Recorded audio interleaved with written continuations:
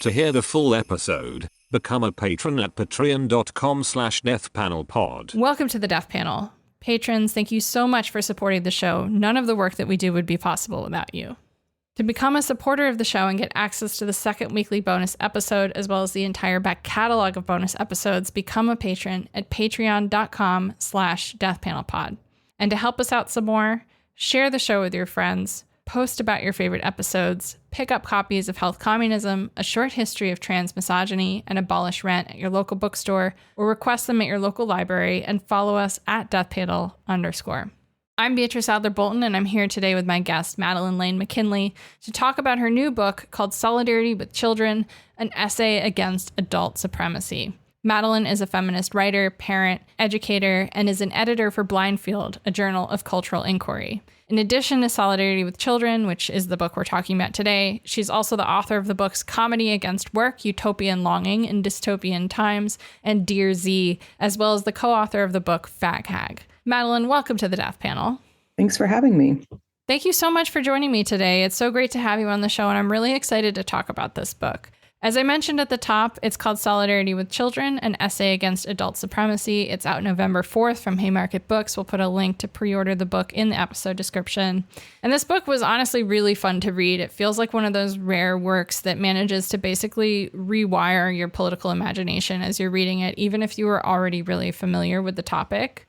Now, the book opens with an important but difficult to acknowledge reality, which is that we live in a world profoundly against children. Madeline, you trace how adult supremacy like patriarchy, ableism, and white supremacy is structural, a phenomenon that goes way beyond being a prejudicial attitude or just a set of beliefs. But it exists as a common sense structure of power that shapes everything from schooling to work to the politics of the family. And you also offer a really important invitation to readers, which is a call to learn how to live in solidarity with children, not above or against them. Now, what I think is really powerful about this book, too, is that it's just so clearly not only for parents or caregivers of children. It asks something of all of us who are people who are still formed and influenced by the terms of dependency and domination that mark what we understand as childhood under capitalism. The book really helpfully lays the stakes for everyone, which is that this is not just a book about the politics of parenting or the politics of education, though, of course, obviously that is touched on in the book. It's about the politics of possibility and the politics of life making, and about expanding the political horizon that shapes what kinds of people we're allowed to become together. I think it's also important to say that it's impossible to read this book outside of our current moment. With the ongoing genocide in Gaza and the invocation here in the US and around the world that to protect children, we must target and erase trans youth, censor education, ban books, and sever access to reproductive care like abortions, but also Medicaid. Your work asks us to see the obvious. What is being defended in those calls to think of and protect the children or save the children is a defense not of children or their safety, but of the capitalist social order. And I think this book also really importantly pushes us to imagine what real safety and protection could mean and how we can create conditions in which children, and by extension, all people, can actually live and thrive. So with all that said, to start us off here, for folks who have not read the book, Madeline, can you just give listeners a sense of the project as a whole, in your words, and talk about what Solidarity with Children sets out to do, and what you think it can open up for readers encountering these ideas, encountering child liberation as a concept, perhaps for the first time? Well, thank you. That was lovely to hear. I want to just say up top that I said this to you before, but I haven't talked to anyone who's read the book except for one other person. So it's like surreal to hear what you got from it. And I'm so glad that it resonated in so many ways. And especially that it was fun. I was hoping for that to also be the case. Obviously, there's a lot of sadness imbued in that central claim you named, that the world is profoundly against children.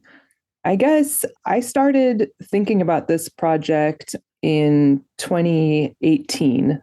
I am a parent of a child who was born in 2011, and we were having conversations. At that point, they were 6, about what was going on at the border, the family separation. And I was really struggling to find the language for that conversation, but at the same time felt it was necessary. And I was watching around me parents making different kinds of decisions, caretakers making different kinds of decisions, teachers making different kinds of decisions about those conversations. So I observed, especially in that time, that discourse around children on the left had kind of two different tendencies. We had like radical parent books and things like that, and radical parenting culture, which I was reading and thinking a lot about, and I found very instructive in lots of ways. And then I was noticing, there was also a tendency of kind of like, whether or not to have children. I know when I had my kid that most of the people around me were staunchly against having children. And I didn't really have a strong community around me who had experience with kids. I felt very isolated by that. And I think part of those debates that I noticed was that, and this was the title of this first essay that I wrote in 2018, was that they were really thinking about children as an idea and not a reality. And so that was one of the kind of starting points of my book, was that I was going to set aside those questions and really hardly ever mention, the word fetus, but to start from the acknowledgement that there are already children here, they already exist, and that's where we need to engage with the question of solidarity. I was also really, like I said, I've benefited as a caretaker, as a thinker, from reading lots of radical parenting books. I did not see myself as a person who should write something like that. I find myself constantly, in a state of basically curiosity and confusion about how to parent a child and how to be with children in this world. And so moving from that observation that this world is against children, my sense was that the project of this book should be really about how to make the title Solidarity with Children even thinkable to us, and that involves kind of picking apart some of the language that we use with children. For instance, protect the children, save the children. These are slogans we're all familiar with, but in either case, they do really position children as ideas. So a lot of it is kind of thinking about, I describe it a few times as a kind of thought experiment. And that was why I was interested in the form of a book-length essay, like really rooted in like the essay as an attempt, a trying to make thinkable, trying to make imaginable what exactly solidarity looks like and how to cultivate it in our everyday lives. So I guess that was kind of the hope, at least, was to make something a little bit different than what I've noticed as the kind of trends around writing and thinking and talking about children. I also really wanted to write something that was not for children or for parents, as you kind of noted, that is really for everyone. And I know that a couple of people have been reading the galleys with their kids and talking about them, talking about the ideas in it. That's like ideal for me. That's my dream, is that this can be actually a point of dialogue between so-called adults and so-called children, and kind of facilitate those kinds of discussions, which I think are so rare. So I hope that introduces the project adequately. It's kind of a lot. I mean, it is thinking about a kind of totality here, like the adult power. So I catch glimpses of this problem anywhere I look, of adult power and the kind of infantilization. And I was also very interested in how, as I like to call us so-called adults, because I think a lot of times the way that adult power works is it can render anyone, including children, but not exclusive to children, as children, right? Infantilization and things like this, that really what it means to be a child is to be disempowered. And so that's something that doesn't end at any particular age and has a lot to do with our everyday conditions in capitalism, right? As workers, as people who need care, as people who are dependent, right? There's not a point at which we stop depending on other people. There's a quote I pulled from the introduction that I think kind of speaks to some of the stakes of why I think this project is so incredibly important. Also, not just in its like attempt to kind of, as you're saying, even make it possible to like conceptualize what solidarity with children might mean, but just the stakes and kind of risks of not spending time thinking about this, especially right now.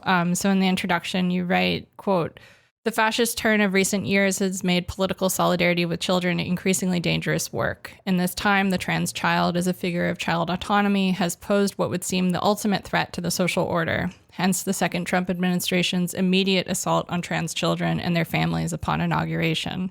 Mm-hmm. Throughout the 20th century, trans children have been rendered what historian Jules Gill-Peterson articulates as, quote, "a problem of plasticity rather than recognizing their personhood." Under this logic, she explains, modern medicine reduces children's bodies to, quote, "their unfinishedness and plastic potential to be changed as they grow. The capacity to change and be changed is at the heart of the contemporary moral panic over grooming in trans children, wherein, quote, reading to children, speaking to children, even speaking about children have all been brandished as evidence of predation," as writer Max Fox observes. And you write, "Since I've been writing about these issues, I've grown used to harassment on the internet, including death threats. However, there was no way to grow used to the targeting of the child I care for. So often framed as concern for the child's well-being, this targeting includes inquiries about their genitalia by fascists who toss off accusations of pedophilia at anyone who speaks up in solidarity with trans children.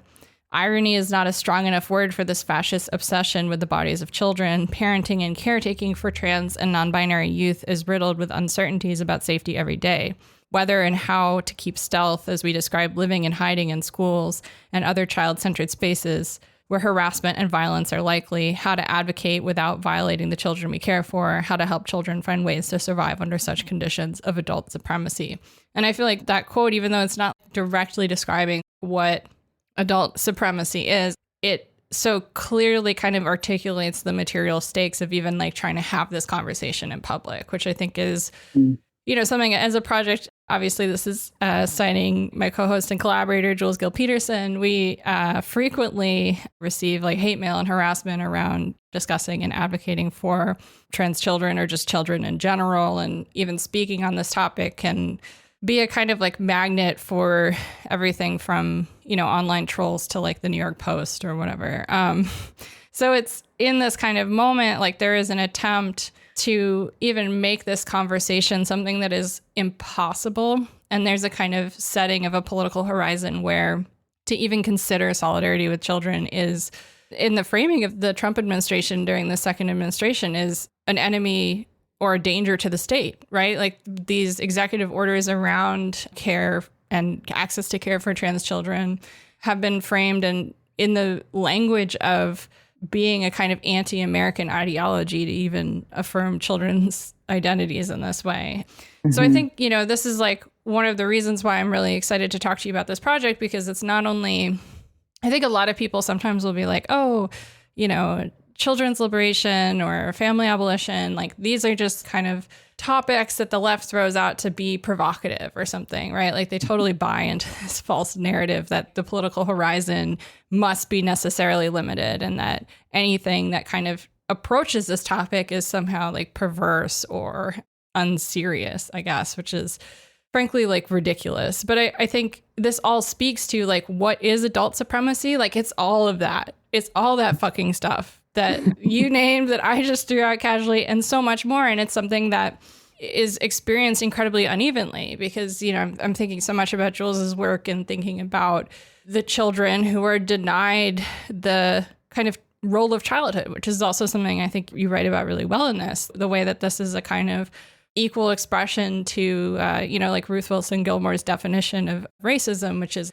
group differentiated exposure to premature death, right? Where you sort of have groups of people who are differentiated as the unchild, as never being able to access this innocence, whether we're talking about children in Gaza, Black, Brown, and Indigenous children all over the imperial core, or trans children in this sort of context as well. And so you have, I think, this incredible, not unseen, it's everywhere, but like ignored matrix and sort of web of what adult supremacy is and how it sort of infiltrates so many aspects of not only people's day-to-day lives, but their beliefs about themselves and their own competency and their so-called adulthood.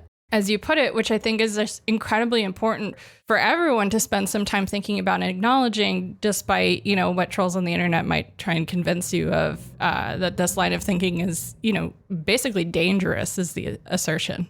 Absolutely. No, it's profoundly disturbing that the idea that one might try to have, again, solidarity with children can only be made imaginable in those terms, right? But yes, it is a project, again, about our political imagination. So being able to kind of diagnose that problem, obviously, it's a symptom of rising fascism, right? But how do we equip ourselves to unlearn and unthink those constraints? I think, first off, I appreciate Jules's concept of the unchild so much, because I think there's a really important paradox at work in thinking about the figure of the child and what it means to be rendered a child. So I already spoke to the ways in which, for instance, folks with disabilities, elders, poor people, pretty much anyone vulnerable in any kind of way can be rendered a child. But also the flip side of that, which I think this idea of the unchild gets at, right, is that so many children aren't allowed to be children, right, and are kept out of childhood as a kind of privilege, right? So it's a very contradictory terrain in that sense, right? To be a child can be a kind of protection, but it's a protection that's defined through the absence of rights and these type of things, and basically being reduced to property, right? If not an idea or a concept. So there's that at work, I think, and the panic over trans children really gets at those contradictions of what it means to be called a child in this world. It also, as someone with a non-binary kid, I've thought a lot about this at a practical level, right? But have also observed this among parents, guardians, caretakers of genderqueer kids. We really get to the constraints of parental rights, right? So on the one hand, we want to push back against the idea of parental rights, meaning that parents own their children, right? Mm-hmm. That parents are not just responsible for the care, but actually their relation is a logic of private property ownership, right? On the other hand, when you're parenting a genderqueer kid in this world, that is a form of protection, right? That it's an uncomfortable truth, but it's in some ways one of the only forms of protection that families, that households, and communities have, is the respect for parenthood or parentalism, right? So I've been interested in that uncomfortable kind of toggling back and forth between kind of critiquing parents' rights as a phenomenon is something obviously a huge part of this problem, and as part of the systemic abuse of children, much of which happens in households, but also the targeting of parents and caretakers and guardians, right, whose legal relationship to their children or to children is really our only option, and it's hard to think through. To hear the full episode, become a patron at patreon.com/deathpanelpod. You'll get access to this and the rest of our catalog of patron-only episodes, and be the first to get a new patron episode every Monday when it drops. With love, the Death Panel.